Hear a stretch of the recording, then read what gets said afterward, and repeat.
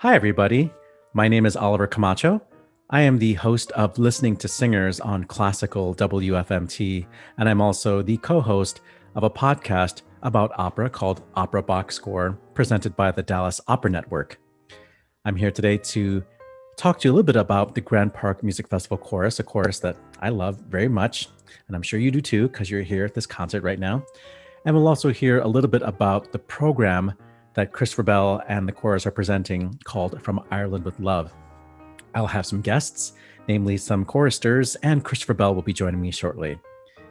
I wanted to begin by introducing you to just a few members of the Grand Park Music Festival Chorus. My name is Emily Price.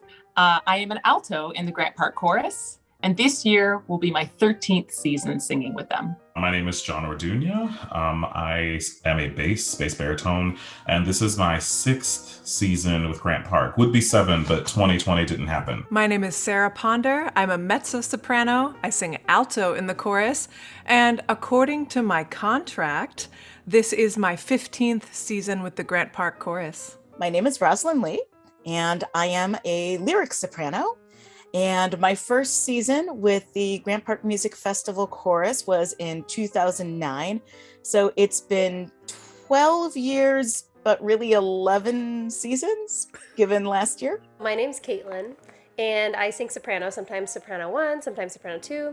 And I have been singing with Grant Park since about maybe 2013.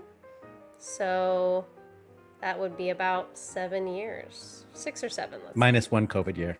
Yes. Oh. My name is Gangoso. I am a tenor. I joined the Grant Park Chorus in 2016. And as of 2020, as of that season, that actually didn't happen, but I auditioned in February and became a regular member. So a full-time member getting offered all of the programs in a given season. This year is obviously just a little bit different because of the limited numbers that we're able to have on stage at a time. So each of the regular members this year are being offered at least 2 programs. The Grand Park Chorus is made up of some of the most elite musicians in Chicago. Let's hear what some of these singers do besides sing in the Grand Park Chorus.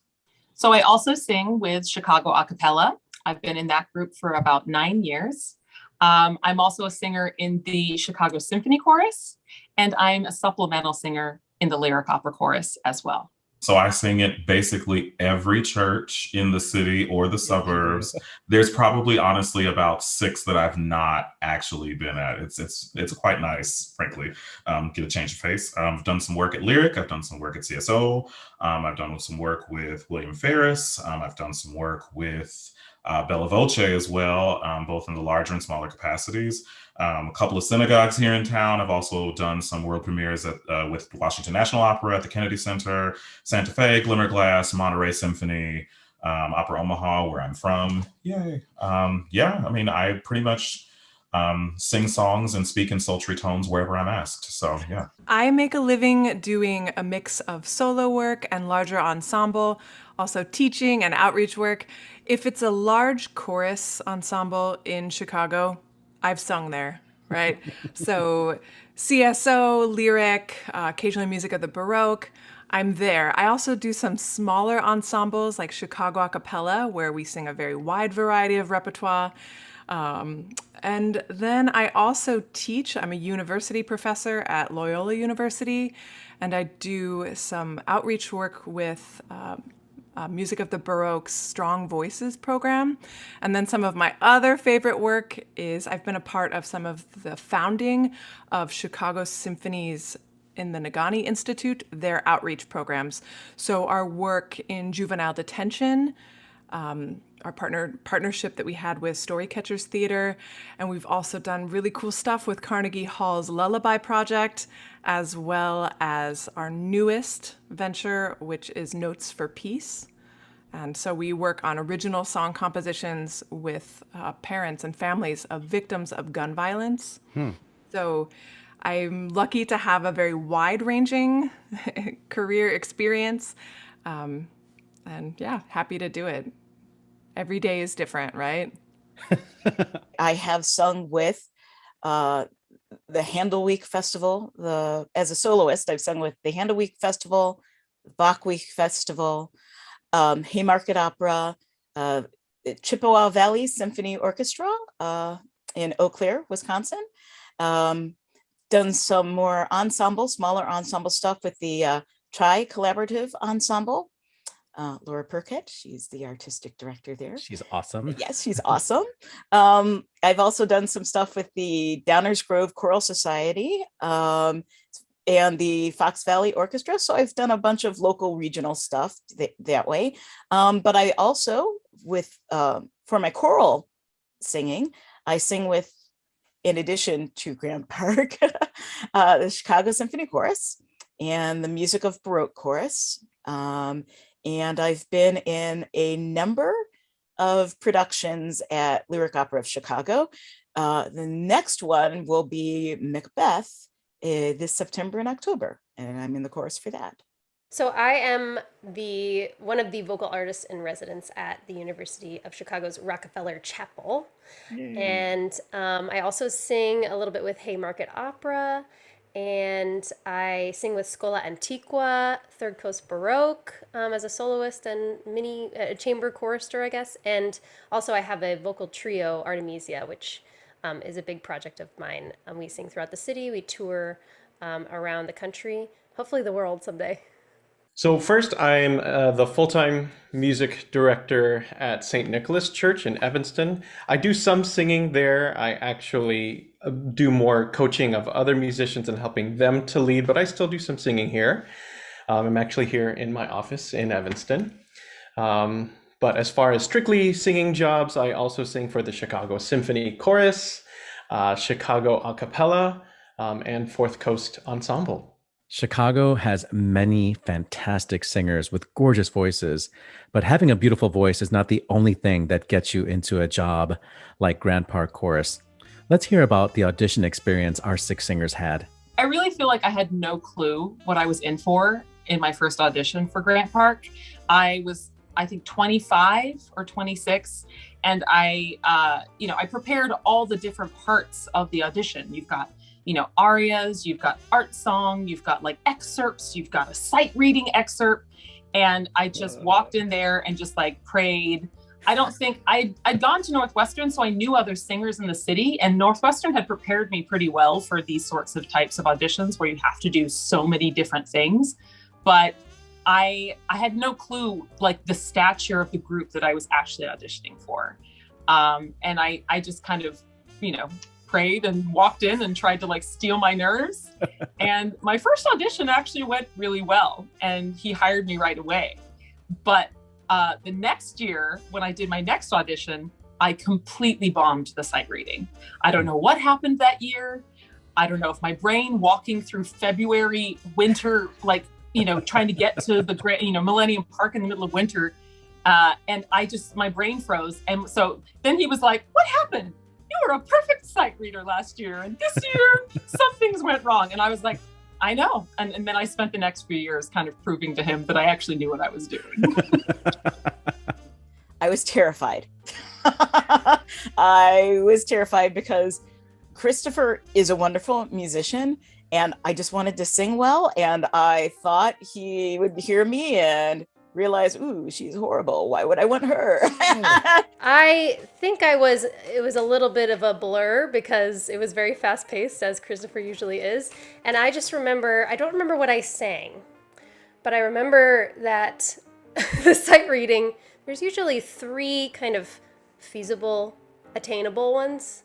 And the last one is just a combination of random intervals and rhythms, which you would likely not ever encounter in actual music. In well-written music, yeah. Yes, no voice leading.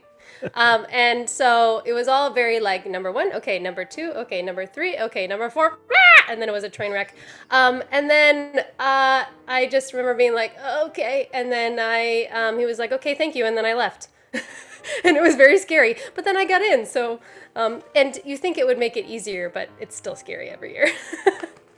That audition is very regimented. Like I said, that part was very true. You come in and you sing I don't remember the pieces I offered, but we're given the opportunity to sing up to two contrasting pieces. We sing a choral excerpt, and then we do some sight reading, which I feel pretty good about. So I knew, like, I would lean into that as something that would, make me a desirable member of the group, and to do some vocalizing, range checking as well.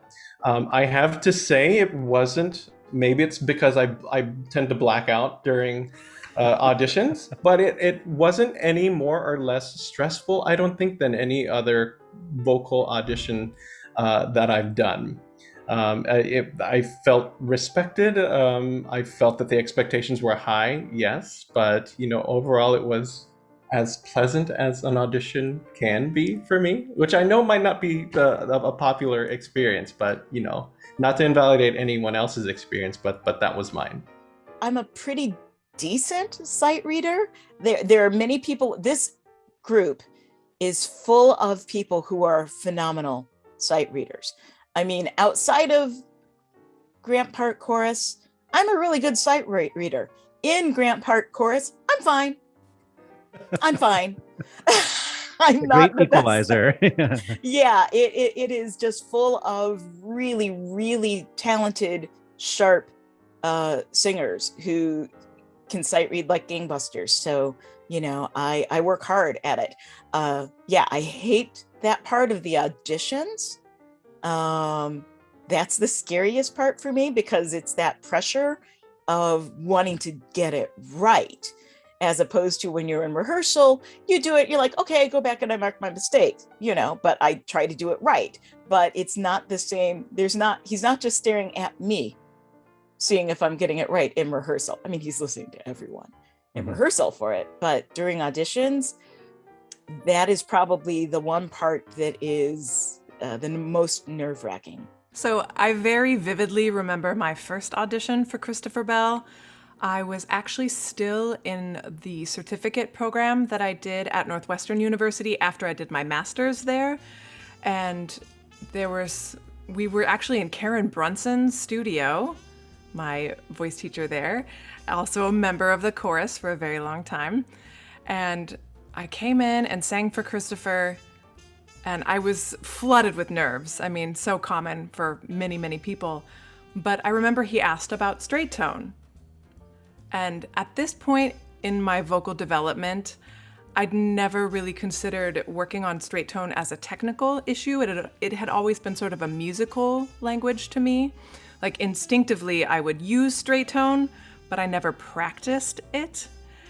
And, oh Lord, I remember when he asked for straight tone, I got really confused and I just sang really, really softly. I just kept singing softer and softer, and his face kept getting and grumpier, and it was hilarious. I don't think I got work that year, but then Karen and I talked about it, and I practiced it as an element of technique. And then the next year I sang for him, and I do remember he stopped me in the middle and he said, "Take a deep breath now," whew, and was trying to encourage me to let go of some of those nerves. But I sang again and it was fine, and I've been a part of the group ever since. Nice. Straight tone and all. I remember the audition. It was my first winter in Chicago. I absolutely ripped a big old hole in the crotch of my pants that may or may not have helped. It's hard to say. I sang well enough. I think the sight singing has never been an issue for me, thankfully. I don't generally have that problem. And it was my first professional chorus audition I've ever done. Actually, before I moved to Chicago, I was only doing solo work, living out of suitcases. And so it was a really nice, kind of thorough audition. I felt somehow that I got to show more of myself in a chorus audition than I ever did in solo work. And I got to actually talk to Christopher. And he was super high energy and like really hilarious, like he always is. And also, very strict about what he wanted. And, it was not simple. I'll put it that way. But, you get a hang of it and you know what to expect, and just come in. If he has you prepare something, please prepare it within an inch of your life. Other than that, I had a decent time. From my point of view, being in the Grant Park Chorus must be a very intense experience every summer, having to learn so much repertoire in a short amount of time. And we know that Christopher Bell is very exacting in his standards. But let's hear what they have to say about the experience of being in the Grand Park Chorus. Because Grant Park is such a condensed time frame, so we're really only rehearsing a few weeks before the performance, whereas maybe in other groups you do like maybe 1 or 2 rehearsals a week over a couple of months, and then you do your performance. So you are asked to show up and like jump into things super quickly. And Christopher knows that, and he knows that he manages time very specifically, so that he's able to accomplish all the sort of rehearsal and getting musical nuances and giving, Maestro Kalmar exactly what he wants and trying to read his mind so that he's like, oh, he's going to want to make this note shorter. He's going to want to, make this note kind of taper off at the end, and try and figure out what that's going to be like when we kind of switch onto the stage with the orchestra. So he really has to maximize his time very specifically. So when you're in that room, you are just like laser focused on performing your best, giving Christopher the sound that he wants, and also being right on your notes. Yeah, it really is like a reunion when you walk into the rehearsal hall on the first day. And it's sad because this year not everyone's doing everything, so some people get to reunion with each other at different times, but it's very exciting. You can always just trust the people around you, which is something really nice about Grant Park.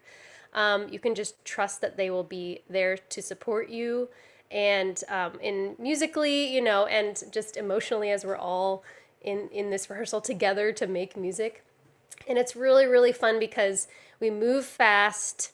In terms of learning the music or singing it for the first time, and because of the versatility of voices that Christopher has chosen, he can ask different things of us and we can respond like that. In terms of tone, color, dynamics, and it's so fun. I remember thinking that when I left college, my beloved choral director there, that I would never, after I was singing for a while, I was like, oh, I'm never going to get that experience of a really demanding, excellent, well planned out, well executed rehearsal with that specific type of conductor again, until I got to Grant Park. And I was like, oh my gosh, this is fulfilling this need that I have as a chorister. And it's so exciting. And as a soprano, a light soprano, I sit like in the front usually. And so I'm right by the timpani. And so during the, I remember the first concert I did was the Britain War Requiem. And it was the first time I had heard that piece, crazily enough. And I was right behind the timpani, and wow. My entire heart was just blown to pieces, and I was so it was the most, one of the most insane experiences that I've ever had, that piece with those choristers behind the percussion and just singing out into the Millennium Park. Oh my gosh, it was amazing, and that was how I started it off, and it's one of the best singing experiences, honestly. My first season was summer of 2015. And I hit the jackpot and kept being added to more and more programs. And so I got to do the Brahms Requiem my first season. And this was the first time I'd ever done the choruses in the Brahms Requiem. And I, remember them. You kind of absorb them. There's a lot of sound behind you if you're sitting on the end of the stage. But I really had to sit down and take a, good look at some of those fugues. And I will tell you, we had that first rehearsal. That chorus, they weren't sight reading, but they sang that piece cover to cover. There were no stops. There were 2 notes given, and they were pretty much just little diction things. And we left.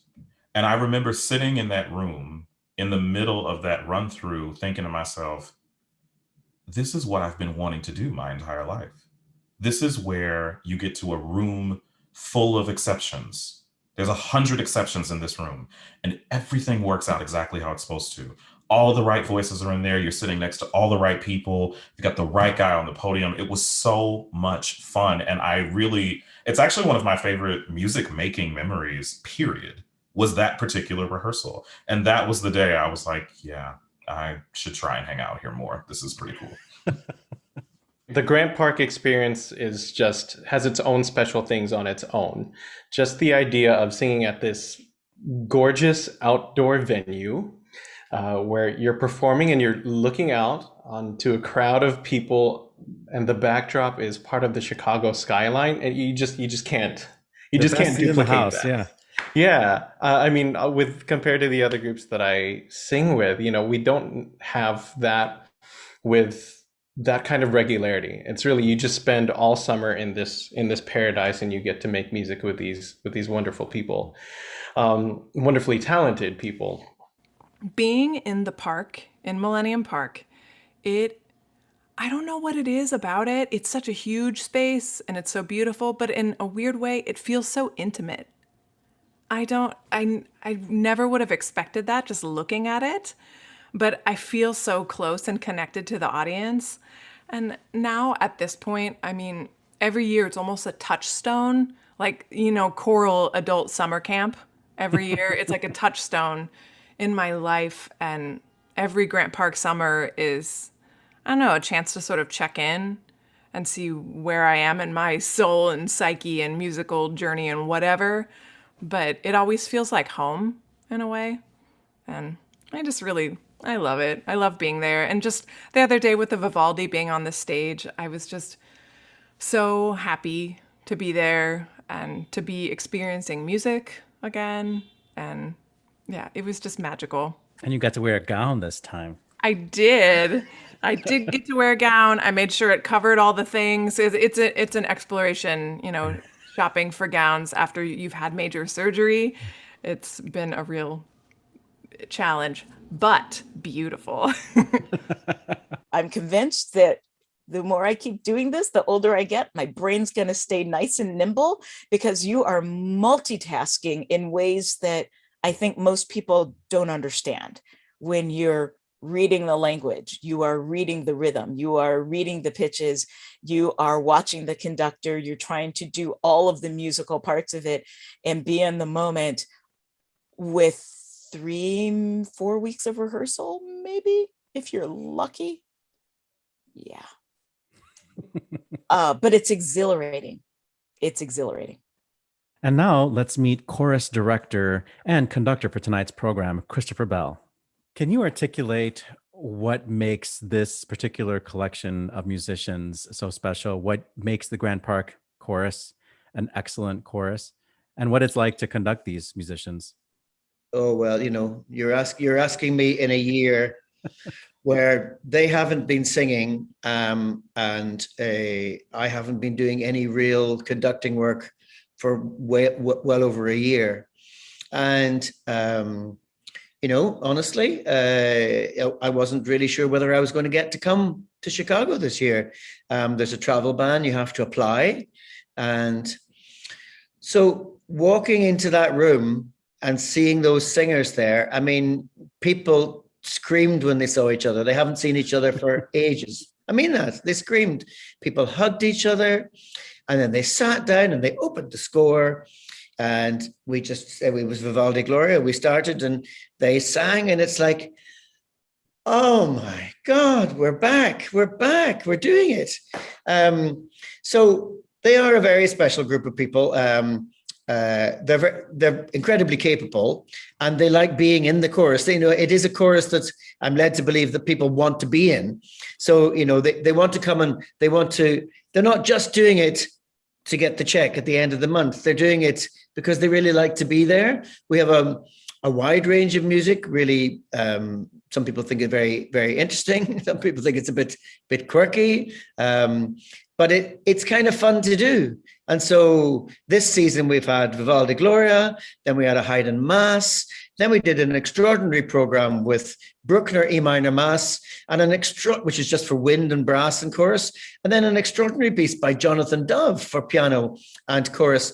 And I mean, the chorus was reading through it, and you could see they were really loving it. And one particular movement was very touching. It is about the transient nature of life. We arrive, we live, and then we pass. And sometimes we pass through sickness, and even queens die, even royalty dies. And it was quite heart stopping, and people were quite emotional about it. So there's a lot of fun, there's a lot of emotion, there's a lot of enjoyment of the job, and people there basically like each other, which is also very helpful. Well, the audience now has had plenty of experience hearing what Carlos plus Christopher sounds like, but the a cappella program is always so great because we really get to hear you in this show. And we're so Sure. lucky this year in that the a cappella program will be in the Pritzker Pavilion. Woo-hoo! So can you, yes, so can you preview the music you've chosen for this concert? So, I mean, what a year we've had. And, on top of pandemics and Black Lives Matter and extraordinary weather situations and everything else, we really need a holiday. We really need a summer. We need to sit by the pool with a cocktail and cast cares aside, kind of a thing. And I had put together this Irish program for a couple of years ago, and it didn't make it to the final cut at the end of the day. And when we were talking about programming earlier on in the year, I didn't actually put it forward. Somebody said, do you think you'd be interested in doing your Irish program this summer? A bit of light relief. Let's just all have a bit of a laugh. And I thought, okay, absolutely fine. Now I've changed it up a little bit. It's not entirely a giggle from beginning to end. So we've got one or two friends of mine, contemporary composers, and we've put those pieces in, but nothing to be afraid of. We've got a little bit of Irish church music written by Stanford, but the large bulk of it is arrangements of tunes that you will know. Lots of people will know these famous Irish tunes, When Irish Eyes Are Smiling, and Danny Boy. There's an extraordinary song called The Parting Glass, which is kind of the Irish equivalent of Auld Lang Syne, the Scottish song that you sing at the end of a party, or when you're saying farewell. And it's a heart-stopping moment, that one. Danny Boy is in a really fine arrangement by Eric Essenwaltz. So although it's a straightforward and well-known tune, it's really done in a very different way. So there'll be lots of recognizable things and some not recognizable, but hopefully equally enjoyable. And also some comedy. Irish people are great at laughing at themselves as well as everybody else. So we've got a song about a goat that eats a wedding dress. And there'll be something a little political as well. Ireland has for many years had a slightly ongoing dispute with England, let's just say. And whilst it's okay in Chicago to dye the river green on St. Patrick's Day, there was a time in Ireland when wearing green meant that you were not supporting the English home rule, and you could be murdered. You could be executed for wearing green. So ultimately, there's something for everybody. A little bit of a message, a little bit of a laugh, laughing at ourselves, and some wonderful soppy tunes as well. It sounds like so much fun. And before we wrap up, I just want to thank you and Carlos and whoever is making these decisions, but ultimately I feel like it falls on you for putting forward some of the members of the chorus as soloists this year. It's been so great to hear Kaitlin Lee and Susan Nelson and Sarah Ponder and Haas Brock and Dan Richardson. And I don't want to forget anybody. Oh, Corinne Wallace Crane in the Gloria. I know these singers because I go to other things around town and I know what they're capable of, but just to give them their chance to be on that stage and for their city to hear what a deep bench of talent the Grant Park Chorus has. Well, what an extraordinary dividend that has been. So how did it come about? When we were planning in January, February, who was to know what June or July would be like? And could soloists travel, and where could we get soloists from? And that's the point that we said, well, look, we have the resources here. We'll use people, Chicago-based artists. That's what we're saying. So we're using our Chicago-based artists. And so far, it's 110% thumbs up. Everybody's been delighted with what they've been able to do. Now I'm panicking that I forgot somebody who's already No, sang. no, you got them all. You got them all because there were three. There were 3 for the Valverde and 4 for the Haydn. But Sarah Ponder did both concerts. So Yes, I love her so much. Well, she's actually part of these interviews, so you'll get to hear what she says about you. marvelous. Christopher, thank you so much. Great. My thanks to Maestro Christopher Bell, to our singers Kaitlin Foley and Rosalind Lee, Emily Price, Sarah Ponder, Ace Gangoso, and John Orduña. Enjoy the show.